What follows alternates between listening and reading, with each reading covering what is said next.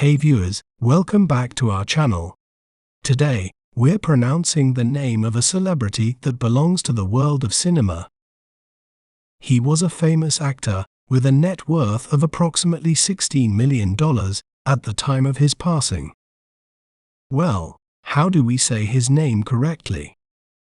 We may pronounce it as Heath Ledger. Heath Ledger. Heath Ledger. Heath Ledger. Heath Ledger is best known for his transformative roles. Some of his top movies include The Dark Knight, Brokeback Mountain, and 10 Things I Hate About You.